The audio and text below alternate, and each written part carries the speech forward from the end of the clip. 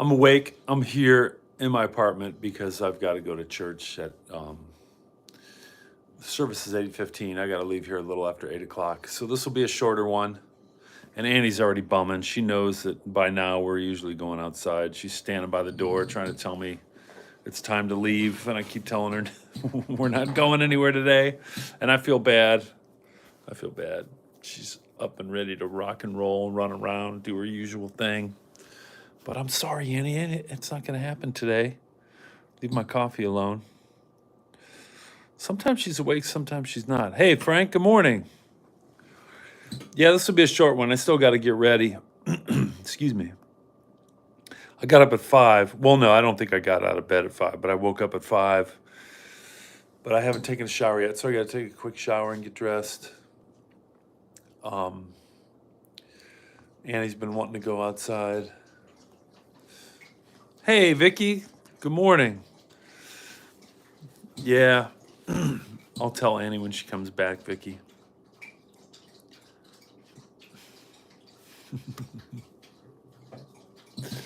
All right, hey, I should start off by saying again, thanks for joining my channel. I really appreciate it. If you haven't subscribed, please do so. Where I talk about mental health is spiritual health, and I'm not a pastor or a doctor or therapist. I just have lived experience, and I do believe that. I believe spiritual health is important, and knowing what God tells us in the Bible is important. That's why every morning I go live and talk about a verse from the Bible. And today we're going to talk about, and I need your help. Oh, there's Annie. Annie, Vicky says hi, okay? So, I need your help with today's title. Excuse me. And you'll see why. So if you guys have an idea, I either want to call this I'll just call it Perfectly Perfect Savior. Our perfectly perfect Savior. And we're going to be in Hebrews chapter 4, verses 12 through 16. And let me read the key verse from verses actually 14 and 15. We have a great high priest who has been tempted in every way, just as we are, yet he did not sin. We have a great high priest who has been tempted in every way, just as we are, yet he did not sin. Now, why am I calling it the perfectly perfect Savior? Well, excuse me, let me tell you a story about when my wife and I were remodeling our house for the second time, the kitchen. And instead of tile, we wanted to put wood in our kitchen.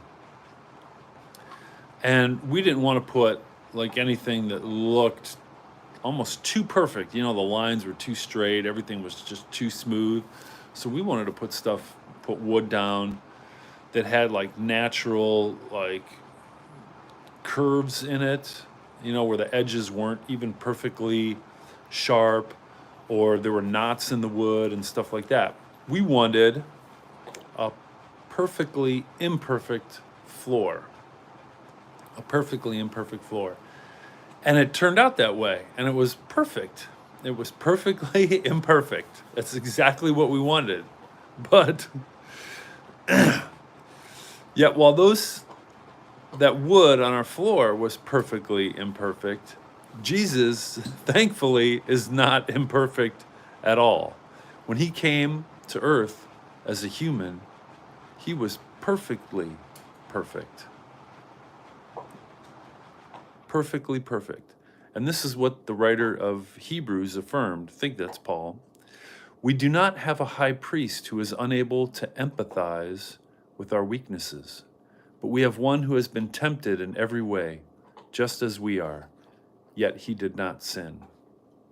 That's from Hebrews 4:15. So at no time on earth did he sin. He never uttered a sinful word, never did a sinful act, and probably, obviously, never even had a sinful thought in his own heart. He was perfectly perfect. And our encouragement is, in this from the same passage, is to hold firmly to the faith we profess in Jesus. That's because he understands and empathizes with the struggles that we endure. Now, a lot of times recently, probably because of what's going on in our political environment in the US, they're trying to say how empathy is killing our country.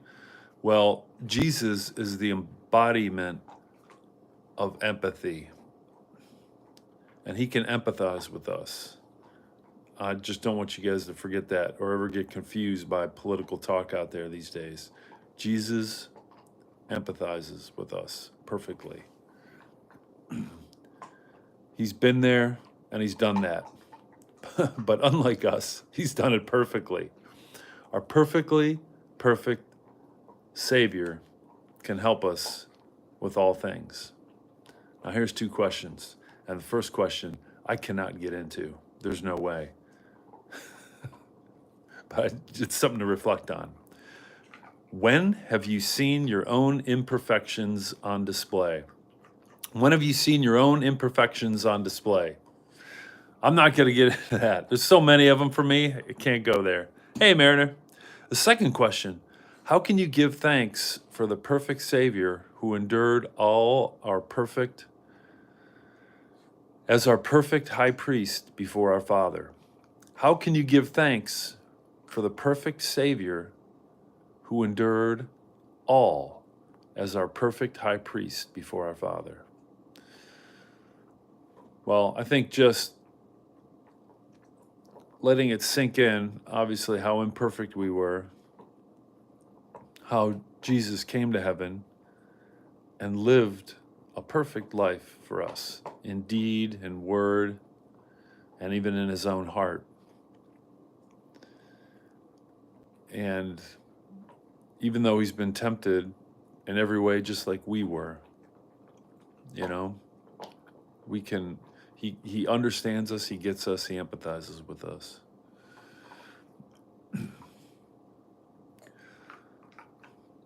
So for me, how can I give thanks? I don't know. I don't think I give thanks enough. It seems like that's all I should do all day long is give thanks to what he did for me because of the first question. I'm so imperfect and he's so perfect, and I'm so thankful that he died on the cross for all my imperfections and saved me. And I hope you do too. And I hope you get to know him.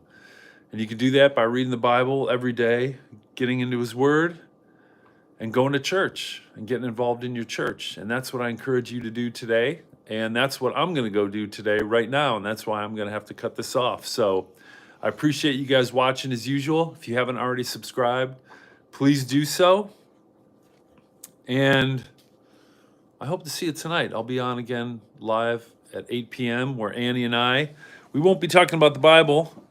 We'll be talking about this 113-year-old Edison disc phonograph and these 100-plus-year-old discs that we're going to play on it tonight.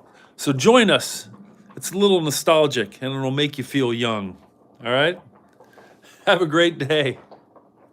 Albeit, it probably won't be a perfect one, but let's try to have a perfect day. Peace, everybody.